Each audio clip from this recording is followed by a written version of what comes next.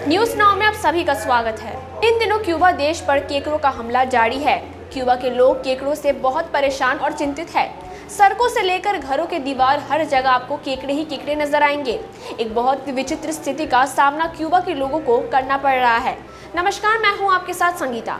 इन दिनों क्यूबा केकड़ों के अत्याचार से इतना ज्यादा परेशान है कि देश के लोग घरों से निकलने में भी अब डरते हैं। केकड़ों ने क्यूबा के कई तटीय क्षेत्र में हमला बोल दिया है।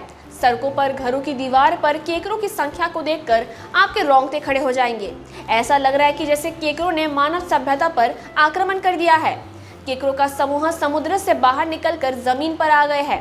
लाल, काले, पीले तथा नारंगी रंग के केकड़ों ने खाड़ी से लेकर सड़क तथा जंगल से लेकर घरों की दीवारों तक हर स्थान पर कब्जा जमा रखा है।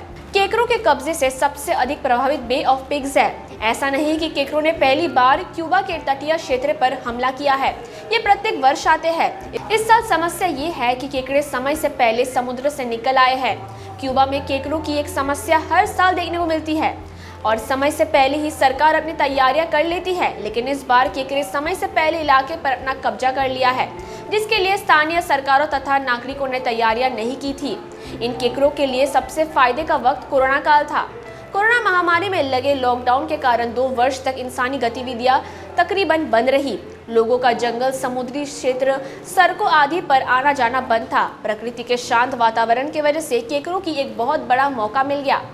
शांत पर्यावरण की वजह से केकड़े समुद्र से निकलकर कहीं भी आने जाने की पूरी रूप से स्वतंत्रता थे। दरअसल उनकी जान को कोई खतरा नहीं था और इसी का फायदा केकड़ों ने उठाया। केकड़ों ने जहां चाहा वहीं प्रजनन किया। परिणाम ये हुआ कि इस लैटिन देश में इनकी आबादी काफी रफ्तार से बढ़ गई। जिन सड़कों पर पूरे दिन वाहन चला करते थे, लॉकडाउन के दौरान वे सड़कें सूनी पड़ी रहती थी। लॉकडाउन केकड़ों के लिए शानदार अवसर था। सरकार और अन्य क्षेत्रों को पार करके अपने मन चाहे स्थानों पर जाकर इन्होंने करोड़ों केकड़े पैदा किए।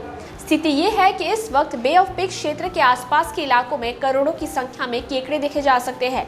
बे ऑफ पिग्स के एक और समुद्र है और दूसरी तरफ जंगल है। इन दोनों के बीच से निकलती सड़कों का लाभ केकड़ों को बहुत मिला। ये क्षेत्र क्यूबा के दक्षिणी छोर पर मौजूद है।